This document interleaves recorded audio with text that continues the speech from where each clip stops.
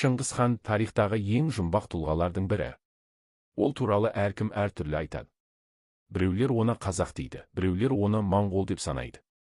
Бірақ шындықты білсек, біздің түсінігіміз төңкеріліп түсуі мүмкін. Мен 10 000 подписчик жинауды мақсат етіп қойдым. Егер бұл видеоны көріп тұрсаңыз, дәл қазір каналға тіркеліп, лайк басыңыз. Ал пікірге нүкте қалдыруыңыз маған үлкен көмек. Айтуларынша Шыңғыс ханның түп тамыры қазақ даласынан бастау алған. Оның туған жері туралы деректер Орта Азиямен тығыз байланысты. Бірақ оның ұрпақтары моңғол тілінде сөйлеп, Ұлы Моңғол империясын құрды. Екі елде оны өздерінің атасы деп санайды. Бірақ бұл тарихи тартыстың артында тылсым сыр бар ма?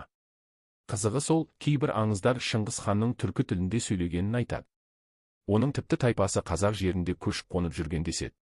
Ал енді бір деректер моңғолдардың оны бүкіл әлемді біріктіруші ретінде көргенін дәлелдейді. Ең қорқыныштысы, біз әлі күнге дейін оның қай жерге жерленгенін де білмейміз. Бұл құпияның ашылуы бүкіл тарихты өзгертетін болар еді.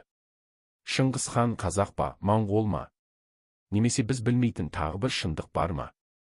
Сіз не ойлайсыз? Шыңғыс ханның шығу тегі қандай? Пікірге жазыңыз.